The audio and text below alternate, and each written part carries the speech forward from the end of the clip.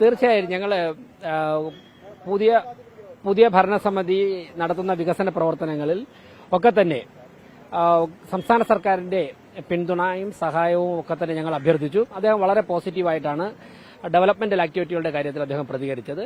തീർച്ചയായിട്ടും കേന്ദ്ര സംസ്ഥാന സർക്കാരുകളുമായി ചേർന്ന് കോർപ്പറേഷന് വളരെ നല്ല രീതിയിൽ പ്രവർത്തിച്ച് മുന്നോട്ട് പോകാൻ സാധിക്കുമെന്നുള്ള ആത്മവിശ്വാസമാണുള്ളത്.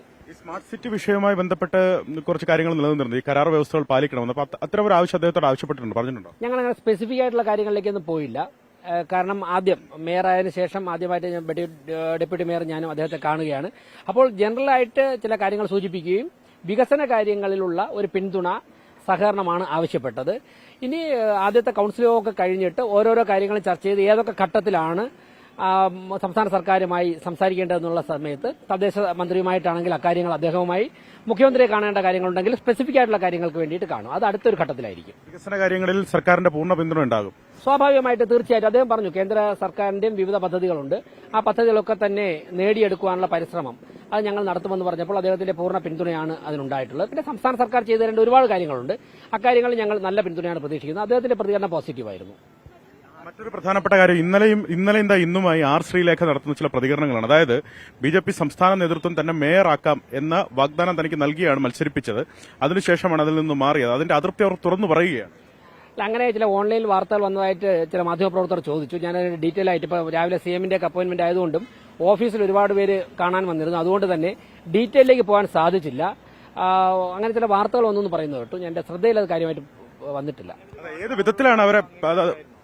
അല്ല, ഞാൻ പറയുന്നത് അങ്ങനെ ഒരു ഓൺലൈനിൽ ചില വാർത്തകൾ വന്നു പറഞ്ഞതിലപ്പുറം അത് എന്റെയോ ഡെപ്യൂട്ടി മേയറോട് ഞാൻ ചോദിച്ചു, അവരുടെയും ശ്രദ്ധയിൽ അത് പെട്ടിട്ടില്ല. അപ്പോൾ ഞങ്ങൾ രാവിലെ മുതൽ ഫീൽഡിലായിരുന്നു. ഞാനിപ്പോൾ എന്റെ മുൻ വാർഡ് പൂജപ്പുര വാർഡിലായിരുന്നു. അപ്പോൾ അക്കാര്യങ്ങൾ ശ്രദ്ധയിൽപ്പെട്ടില്ല. അങ്ങനെയുള്ള കാര്യത്തിൽ ഞാനൊക്കെ എങ്ങനെയാണ് അഭിപ്രായം പറയുന്നത്? ബിജെപി തിരുവനന്തപുരം കോർപ്പറേഷനിൽ അവതരിപ്പിച്ച മുഖം ആർ ശ്രീലേഖയുടേതായിരുന്നു. അങ്ങനെയാണ് ബിജെപി അധികാരത്തിലെത്തിയതെന്നൊക്കെയാണ് പുള്ളിക്കാർ പറയുന്നത്. ഞാൻ പറഞ്ഞല്ലോ, ഈ പറയുന്ന വാർത്ത കേട്ടില്ലെന്ന് പറയുമ്പോൾ അലക്സ് വിറ്റാൽ ഓരോ അക്ഷരം ചോദിച്ചു കഴിഞ്ഞാൽ ശ്രീലേഖയായിരുന്നു മുഖം, ബിജെപി അവതരിപ്പിച്ച മുഖം അവരായിരുന്നു.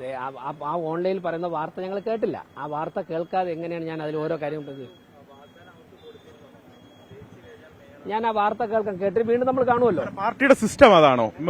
മേയറാക്കാം, നിങ്ങളെ നേരത്തെ മേയറാക്കാമെന്ന് മുൻകൂട്ടി അറിയിച്ചുകൊണ്ടാണോ പാർട്ടി മത്സരരംഗത്തേക്ക് ഇറങ്ങുക? അങ്ങനെ പറയുന്ന ഓൺലൈൻ വാർത്ത ഞാൻ കേട്ടതിന് ശേഷം നമ്മൾ ഇന്നോ നാളെയൊക്കെ തന്നെ വീണ്ടും കാണുമല്ലോ. അല്ല, കോർപ്പറേഷന്റെ ഭരണം കഴിഞ്ഞ 7-8 ദിവസമായിട്ടുള്ള ഭരണകാര്യങ്ങൾ അതിലുള്ള ഇടപെടലുകൾ നന്നായിട്ട് മുന്നോട്ട് പോകുന്നുണ്ട്. എല്ലാ കൌൺസിലർമാരുടെ ഭാഗത്തു നിന്നും നല്ല പിന്തുണ ലഭിക്കുന്നുണ്ട്.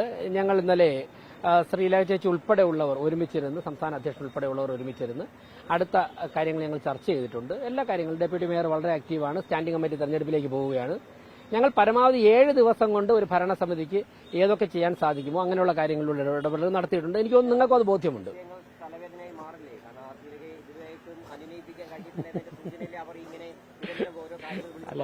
അല്ല, ഞാൻ പറഞ്ഞല്ലോ, ഭരണത്തിന്റെ കാര്യങ്ങൾ 8 ദിവസമായിട്ട് എന്തൊക്കെ ഞങ്ങൾക്ക് ജനങ്ങൾക്ക് വേണ്ടി ചെയ്യാൻ സാധിക്കുമോ? നിങ്ങൾ മാധ്യമപ്രവർത്തകർ വിളിക്കുന്ന സമയത്തൊക്കെ ഞങ്ങൾ അഡ്രസ് ചെയ്യാറുണ്ടല്ലോ. സാധിക്കുമോ? അക്കാര്യങ്ങളായിട്ട് മുന്നോട്ട് പോകുന്നുണ്ട്. സംസ്ഥാന സർക്കാരിന്റെ പിന്തുണ ലഭിച്ചിട്ടുണ്ട്. അത്തരം വിയോജിപ്പുകൾ ഉണ്ടെങ്കിൽ, അതൃപ്തി ഉണ്ടെങ്കിൽ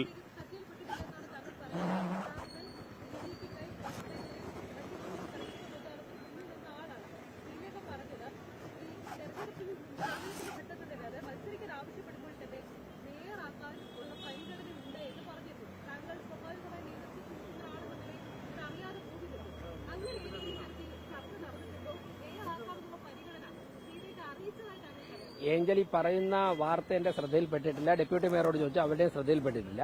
ഏതോ ഓൺലൈനിൽ വാർത്ത വന്നു എന്ന് പറഞ്ഞു. ഞങ്ങളുടെ രാവിലെ ഇപ്പോൾ എന്റെ കൊടുങ്ങാനൂർ വാർഡ് ഓഫീസിന്റെ ഉദ്ഘാടനമാണ് 12 ഇടയ്ക്ക്. എനിക്ക് അവിടെ എത്തണം. ഡെപ്യൂട്ടി മേയർക്കും അടുത്ത ബഡ്ജറ്റിന് തയ്യാറെടുപ്പുകൾ അവർ ആരംഭിച്ചു. ഇത് കഴിഞ്ഞ് ഞങ്ങൾ നമ്മൾ ഇനിയും കാണുമല്ലോ. ഞാൻ എന്താണ് അന്വേഷിക്കട്ടെ. ഓക്കെ, അതൃപ്തി ശ്രീലേഖയ്ക്കുണ്ടെങ്കിൽ അത് പരിഹരിക്കണ്ടേ? ഞാൻ ആ വാർത്ത എന്റെ ശ്രദ്ധയിൽപ്പെട്ടിട്ടില്ല. ഞാൻ കണ്ടതിന് ശേഷം നമ്മൾ ഇനിയും കാണുമല്ലോ. ഇന്ന് കാണും, നാളെ കാണും. നമസ്തേ.